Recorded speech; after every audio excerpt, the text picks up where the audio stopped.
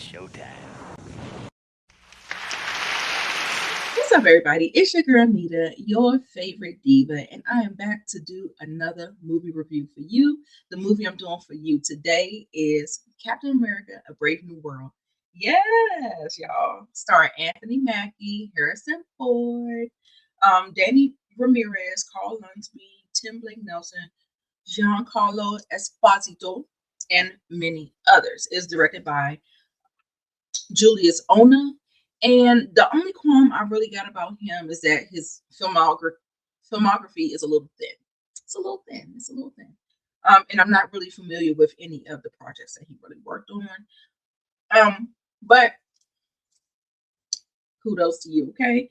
It is written, it actually has like 6 writers credits. And that's a little alarming. It's a little alarming when you have like 6 writers credits. However, we're gonna keep it pushing, okay? We're gonna keep it pushing. You probably never heard of them. I'm not even gonna say them. They'll be in the description box below. If you're new to the channel, I give you the good, bad, and everything in between with no spoilers, of course, and let you know whether or not you should know or go see it in theaters, which is currently playing and racking up a pretty decent amount of money, okay? So let's go ahead and get into it. All right. So this is Anthony Mackie's starring role. This is his big breakout. We got some, from what happened, the stuff from Endgame, him getting passed down the mantle from older Captain America, older Chris Evans. And then him, his Disney series that I didn't watch. So forgive me with that. I did not watch it. I might have heard some plot points and some details, but I just didn't watch it. It's too much content out here to watch. I do know that they had Carl Lunsby, the original Black Captain America that they had in prison, and they was experimenting on him, and he reprises his role in this movie as well. He was a really good standout for me, except for one hair moment that he had. There was one hair moment that he had that I was just not a fan of, baby. Listen, we're not getting into plot details, but we are going to go ahead and talk about the good. Let's talk about the good. So for the good, I have the casting and the acting was pretty good for the most part. I do have some qualms. I do. I'll get into that, into the my cons or my negatives and stuff like that. And it might be controversial. I don't want to say it. I don't want to say it. Listen, if when I get there, I say it. I'm just gonna say it. Okay, I'm gonna say it. I'm gonna take it back. Sight. If you know, you know. But no, if it's offensive, I'm not gonna say it. Okay. So anyway, let's go ahead and talk about the good. Anthony Mackie did a fantastic job. I think he does a really good job with the stunt work, with all the things that he has to do, his physicality in the role. I think his acting is really solid. I think he did a really good job. He had really good chemistry with all of the players, all the people that were in the film. Did a really solid job. They had some pretty good moments for him where he was able to shine, and those fight scenes really good, really impactful. I heard a lot of people complaining about the CGI. They said that the action choreography wasn't the best. I didn't have that experience. I don't know what they wanted, but I didn't have that experience. That was not my experience. I enjoyed all of the fight scenes. The only fight scenes that I didn't really jive with is the ones that kind of like pull me out of it, because of the fact that we know that Sam Wilson doesn't have the super soldier serum, and it was a little like, are we are we for real? Are we supposed to believe like one of those type things? So outside of that, I mean, we all know superheroes, comic book movies always have that kind of thing going on, but because he is just a guy, it made it really hard to believe that some of the things that they were pulling, the stunts that they was pulling, and he ain't sitting in somebody's morgue over there. So I'm just saying. I'm just saying. So that's one of the things. 82-year-old Harrison Ford. They actually um they casted him after William Hurt passed away. So William Hurt played the guy from the Incredible Hulk, and he was in either Captain America or he was in Captain America Civil War, I believe. And he was in the Incredible Hulk. So he passed away back in 2022, but they still had more plans for him. And so they recasted Harrison Ford. And I'm like, babe, why are you bringing this 82-year-old man? Would you let this man get some rest? This man been working, working, working. Can y'all let this man get some rest? No? All right. Anyway, I thought Mr. Harrison Ford was going to dial it in. However, he did a really good job. He did not dial it in. He did not phone it in. He was very charismatic. He was very he was into the role, and they gave him a big significant part. I couldn't believe how intricate his character was in this particular movie. So I was just like, okay, all right, I see you. I ain't 80 shaming. I ain't 80 shaming. I'm just trying to look out for you. I'm just trying to look out for you. I'm trying to look out for Ike. Okay, I'm trying to help Ike. But no, he did a really good job. The only thing that Danny Ramirez, he was okay. I felt like he was a little too bubbly. They leaned into him with the comic relief and stuff like that. It's fine. It's fine. Whatever. Tim Blake Nelson.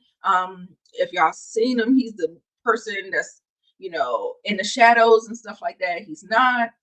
So I don't really want to tell too much about it or whatever, but I think he did a pretty good job. Marvel and their villains. There's always this little disconnect with Marvel and their villains. Giancarlo Esposito did a really good job as well. Baby, I say, has he had some work done? I mean, he's always been handsome. Don't get it twisted.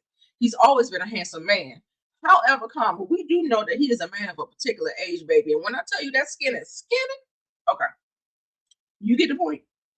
That skin is skinny. Okay, so I ain't mad at it. I ain't mad at it at all. But I think they did a really good job with the casting and stuff like that. The only thing, what else was good? I can't say the cinematography. The cinematography was off. It was something off about it. It looked too cheesy. It looked too popcorny. It just didn't do it for me. There was a couple of cool shots that happened. That's all I can give you. That's all I can give you. But I didn't care for the cinematography at all. And then that this movie was plagued with reshoots. Like, reshoots are necessary for like almost all movies. However, the controversy that went on with these reshoots and how if you look at the trailer, half of what you see in the trailer is not in the movie. So obviously they have reworked and re-massaged this movie several times, and it kind of shows. I definitely like the political thriller of it all. I thought that was a great, because Captain America always kind of have that political espionage. I feel like they could have went so much deeper. They could have. I felt like they already made it convoluted enough, but I felt like they could have made it a little bit more deeper to tie in. Because I think that's the thing about Marvel right now, in this current phase that we're in, and that nothing's really gelling and connecting. And I think the people are just seeing just aimless projects coming out, where the first 4 phases were very interconnected. We knew where we were going. But this really kind of feels a little out there, and I felt like there were a couple of opportunities. And I haven't heard anybody say this, and I don't want to say it because it's a spoiler-free review, so I'm not going to say where they could have really went to kind of interweave all this stuff back together. But I think that there were some interesting things they could have went with that, if they would have tied it in with a post-credit scene or something like that.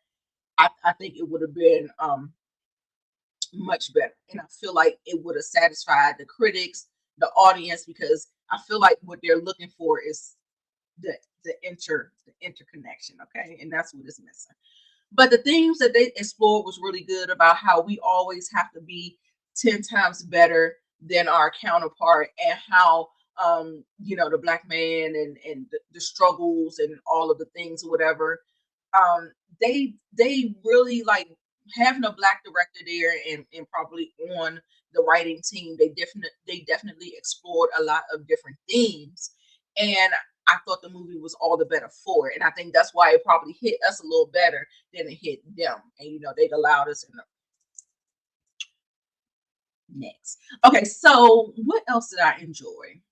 I did enjoy Hulk, but let me set your expectation.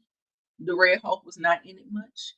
And I believe the placement of the Red Hulk did it somewhat a disservice. I think Red Hulk should have probably came out sooner rather than later. And I think the reason should have been much better and deeper, where there was more stakes involved.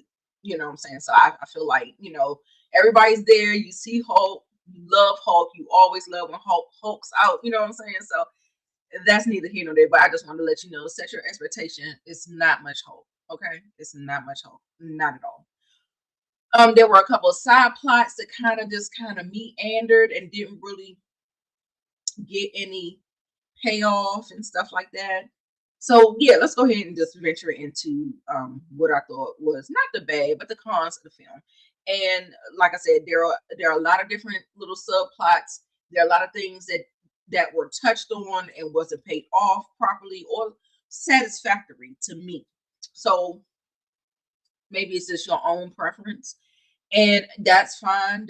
That's fine. I just feel like the critics are really tearing this thing up. But at the end of the day, I felt like it was a decent movie. I've watched it several times, and I am a fan. No, it's not the highest in the ranking of how many MCU movies we have now, like 34, 35. It will be in the lower half of, like, so say like if it's 30 MCU movies, it wouldn't be in the top 15. It would be in the bottom 15, but it would be close to 15. You know what I'm saying? So that's where I'm at with it. But I thought it was a pretty good movie. I thought it was decent. I really think they need to get the old writers from the first four phases. It is something about the way that team wrote. Like, I feel like, I know that they're trying to be inclusive and they're trying to give people other opportunities, but there was something when you had a cohesiveness, when the people were the same people writing, and then you may be pulling different directors according to their skill set. But I feel like that, I think his name was Christoph. Let me see what his name is. Let me see what his name is. Hold on.